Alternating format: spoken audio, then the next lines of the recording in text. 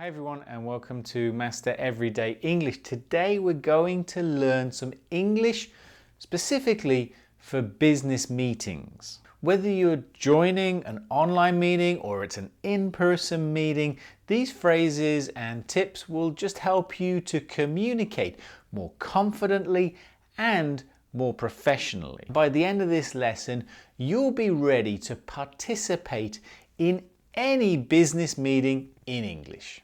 Let's get started. Introduction to business meetings in English. Well, firstly, here are some of the things that we often do in meetings in English. We introduce ourselves and the other people in the meeting. We can give our opinions politely. We can agree or disagree professionally. And we need to summarize the main points of the meeting and possible next steps. We're going to practice each of these things today, and I'll give you some pretty clear examples. Starting a meeting. Now, meetings usually start with greetings and introductions. Here are some common phrases you'll need to know. Good morning, everyone, or good afternoon, everyone, or good evening, everyone. Thank you for joining today. Let's get started. I'd like to introduce the name of the person, who is, and then their position or their job. Here's a quick example of how you can use those phrases. Good morning, everyone. Thank you for joining today. I'm Mark, the marketing manager. I'd like to introduce John, our new project coordinator. Expressing opinions. Of course, in a meeting, we often need to give our opinions. Here are some polite ways that you can do that. Well, in my opinion, I think that, well, from my perspective, I would suggest, here are those phrases in some examples.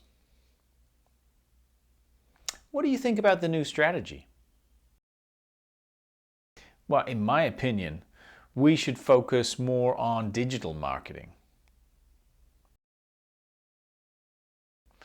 Polite disagreement phrases. Here's a tip.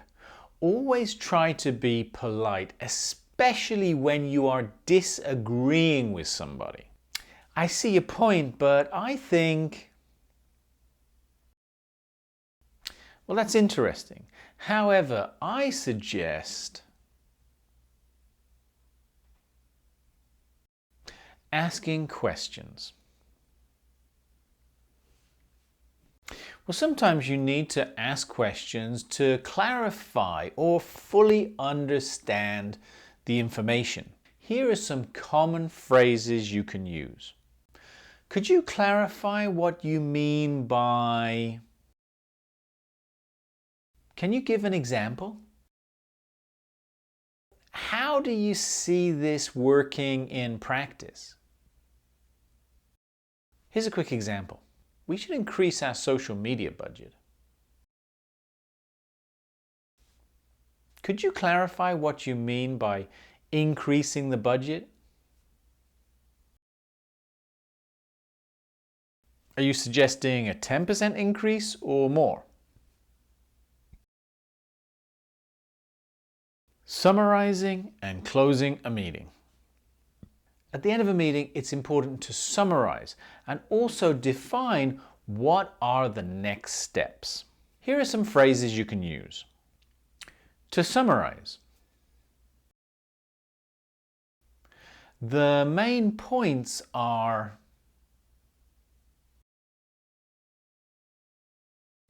our next steps will be...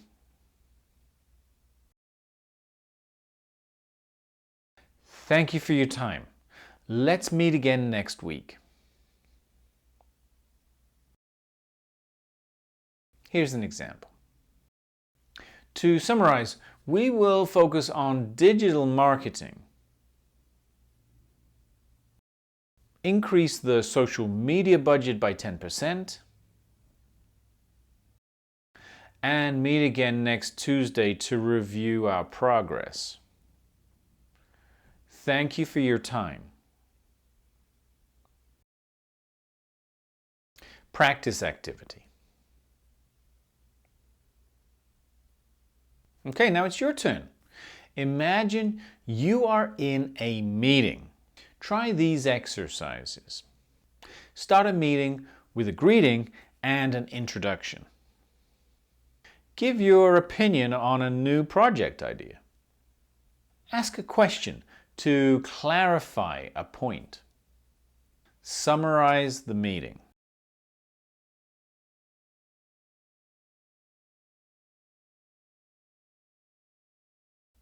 Okay, now pause this video and speak that out loud. I promise you, practicing this speaking activity is the best way you're going to remember these phrases. Here's my example. Listen carefully now to the conversation. We're going to listen to a marketing meeting where the team are discussing the options for a new marketing campaign. In this conversation, the business manager, Brian, is introducing the new project coordinator, John, to the other team members, Maria and James.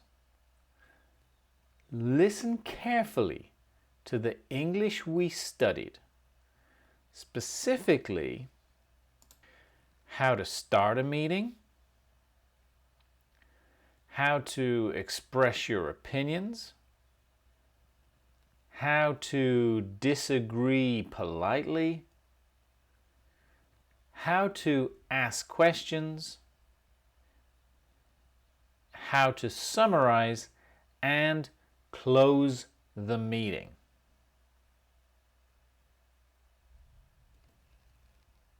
Good morning, everyone. Thank you for joining today. Let's get started. I'd like to introduce John, our new project coordinator. Nice to meet you all. I'm excited to work with the team. So, what does everyone think about our new campaign strategy? In my opinion, we should focus more on social media. It reaches a wider audience. I see your point, Maria, but I think we should also invest in email marketing to connect with existing customers. That's interesting.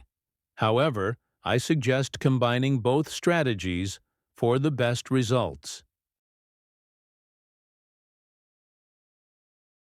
Good ideas. Does anyone have questions? Could you clarify what you mean by increasing our social media budget? Are you suggesting a 10% increase or more? Good question, James. Yes, I'm suggesting a 10% increase to start with. If the results are strong, we can expand further. Can you give an example of how email marketing could work for this campaign? Sure, Maria. For example, we could send a welcome email series to new customers and a monthly newsletter to keep existing clients engaged. To summarize, we all agree to combine social media and email marketing.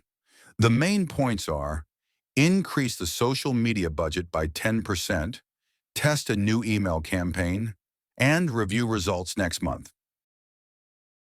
Our next steps will be: John will prepare a social media plan, Maria will draft the first email campaign, and James will monitor performance. Thank you for your time, everyone. Let's meet again next Tuesday. That's it for today's lesson on English for business meetings. And it's always important to remember, whatever happens, just try to be polite and professional.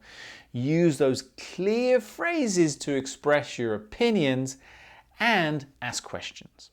Now don't forget to summarize the key points from the meeting just to make sure that everybody understands. Thanks for your time.